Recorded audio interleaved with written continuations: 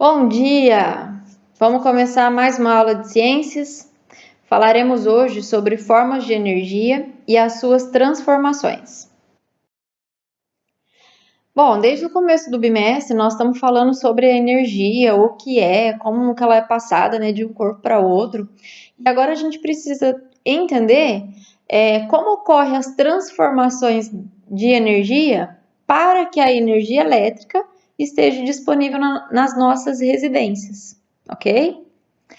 Nós sabemos que a maior parte da energia gerada aqui no país, ela vem das hidrelétricas. Uma grande parte das hidrelétricas e uma outra parte, menor, das termoelétricas. Então, nós vamos dar uma olhadinha nas duas, tá? Bom, nós sabemos também que uma das hidrelétricas, uma das maiores, aqui do nosso país, é a Itaipu, é a hidrelétrica de Itaipu. É uma monstro, viu, gente? Ela fica localizada na fronteira entre Paraguai e Uruguai. E uma boa parte, então, da energia produzida aqui, produzida no país, vem da hidrelétrica de Itaipu, tá? Só para constar, na hidrelétrica eu tenho, então, um reservamento de água, que se localiza acima do restante da hidrelétrica. Essa água represada, ela vai passar por uma tubulação, vai cair em cima de pás, que vão se movimentar, que vão girar, e esse giro vai gerar a transformação da energia mecânica da queda da água em energia elétrica, tá? Que será transmitida depois pela rede elétrica. Quando a gente fala de hidrelétrica, como tudo na vida, nós temos pontos positivos e negativos. Como pontos positivos, podemos ressaltar que ela é pouco poluente para o ambiente, ou seja, no momento de geração da transformação da energia mecânica em energia elétrica, quase não é produzido nada de poluente, para o ambiente. Ela utiliza um recurso renovável, que no caso a água, e a água se renova, através do ciclo da água nos ambientes, ela vai se renovando, então o recurso utilizado ele é renovável. Porém, no seu momento de instalação, ocorrem alguns pontos negativos, nos impactos sociais e ambientais. Como sociais, nós temos aí retirada de pessoas da região e desapropriação de imóveis e de terras locais. E como ambientais, nós temos aí o alagamento de grandes áreas, e antes desse alagamento ocorre o desmatamento da área, e aí interferência na fauna e na flora. Lembrando que se existirem espécies endêmicas da região, essas espécies podem vir a serem extintas, através desse alagamento.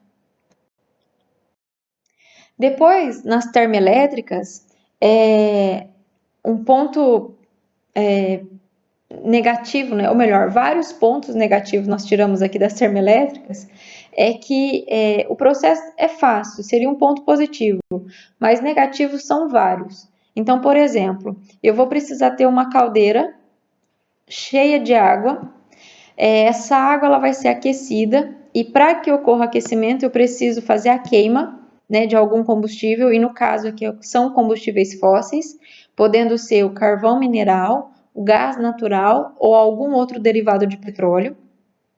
Esses combustíveis, ao serem queimados, aquece a água da caldeira, essa água vai virar vapor, esse vapor ele vai ser canalizado até chegar em pás, até chegar nas pás, fazendo essas pás se movimentarem, girarem, e esse giro do vapor d'água caindo nas pás vai ser transformado então em energia elétrica pelos geradores. E aí os geradores vão fazer a distribuição para as redes elétricas. Além de usarem combustíveis não renováveis, no caso dos combustíveis fósseis, a queima desses combustíveis vai liberar gases que são poluentes para o ambiente, Pode ocorrer risco de vazamentos no caso de termoelétricas nucleares, né, que o problema vai ser bem mais sério, são aquelas que usam, né, elementos radioativos. E a água, gente, depois desse vapor d'água, ele vai ser condensado, né, e resfriado e vai ser devolvida para o ambiente. E essa água devolvida, às vezes ela sai com uma temperatura assim um pouco mais alta do que quando ela entra na termoelétrica. E aí essa temperatura mais alta ela consegue alterar os ambientes aquáticos. Para concluirmos o nosso assunto, só para a gente dar uma olhadinha bem rápida em máquinas elétricas, nós já falamos disso várias vezes, né, o ano passado e no decorrer desse ano. As máquinas elétricas, então, são aquelas que transformam a energia elétrica em algum outro tipo de energia, né?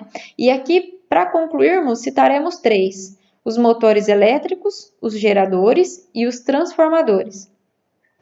Aqui eu tenho um exemplo bem simples de um motor elétrico. Para se fazer, né, construir esse motor elétrico, vocês vão precisar de uma pilha, de um enovelado esmaltado, né, um enrolamento de fio esmaltado, ou seja, para funcionar, esmaltado é aquele que é para servir de isolante, né, todo enrolado, então nós temos aí uma espira. Eu tenho aqui um suporte de metal e eu tenho um ímã. Como que eu faço isso? Eu vou enovelar esse fio, né, formando uma espira. Eu vou conectar o fio de metal aqui, nas pilhas, né, um de cada lado, então um no polo positivo e um no polo negativo. E vou colocar os fios, de um lado, né, e do outro da pilha. Vou aproximar essa espira próximo do ímã. E aí eu vou perceber que vai acontecer uma repulsão. Por quê? O circuito aqui, foi fechado, e aí quando o circuito se fecha, ocorre passagem da corrente elétrica. Quando acontece passagem de corrente elétrica perto de uma espira, eu transformo essa espira em um eletroímã. Então, eletroímã próximo de ímã, eles vão se repulsar. Então, vai acontecer como se fosse um impulso e a espira vai girar. Ela vai em direção, ela vai para cima, né? E aí o que acontece?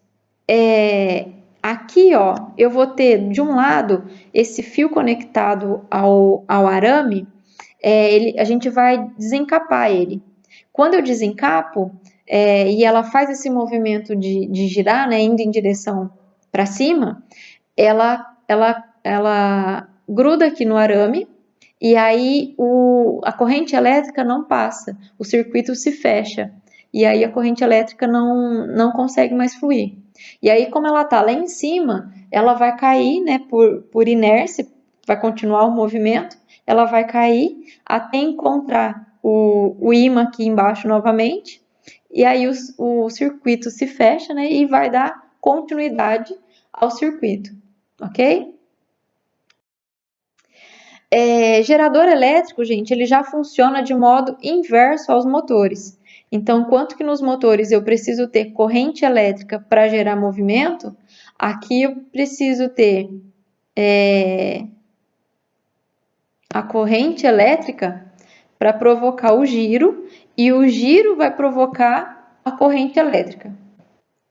Então, lá nos motores elétricos eu tenho a corrente elétrica para fazer o movimento, e aqui eu tenho o movimento para gerar corrente elétrica, tá? Então, aqui eu tenho um exemplo, do dínamo que a gente viu nas aulas passadas. Então, uma espira próximo de um ímã, aqui eu tenho a movimentação de hélices, né, ou de pás, e aí esse movimento vai fazer com que gere corrente elétrica, né, da espira com o ímã, gere corrente elétrica e faça, né, reproduza os movimentos. E para terminarmos, os transformadores elétricos. Esses transformadores, provavelmente vocês já devem ter visto, né, na rua, né, nos postes, e a função desses transformadores, gente, é modificar a tensão elétrica de um circuito. Então, por exemplo, ele consegue transformar, né, 3.500 volts em 2.200 volts. Essa transformação, ela é muito importante de acontecer, principalmente para poder transportar a energia elétrica a grandes distâncias, tá? Se eu tenho uma tensão muito grande, eu vou ter uma menor intensidade da corrente elétrica. Então, é como se não funcionasse. Se eu tenho muita tensão, não vai funcionar, a corrente elétrica não vai fluir, né, como deveria.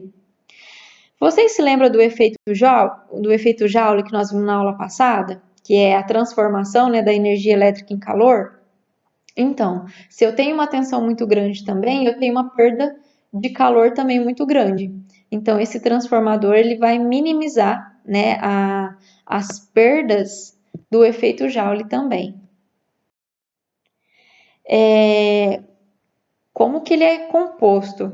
Ele é composto, de enrolamentos, né, de metal, num núcleo de ferro, tá? Esses enrolamentos nós chamamos de enrolamento primário, representado pela letra P, e enrolamento secundário, representado pela letra S, tá? E aí, nesses enrolamentos, eu consigo, né, de uma forma matemática, eu consigo, num cálculo matemático, né, saber qual que é a tensão que está sendo passada nesse transformador. Então, eu vou utilizar NP dividido por NS, que é igual UP dividido por US, onde NP vai ser igual ao número de voltas do enrolamento primário sobre o número de voltas do enrolamento secundário. E o P é a tensão do circuito primário sobre tensão do circuito secundário. Utilizando essa fórmula, então, a gente consegue calcular qual que é o número, né, de enrolamentos e a tensão passada sobre eles, ok? Terminamos por aqui. Muito obrigada e até a próxima.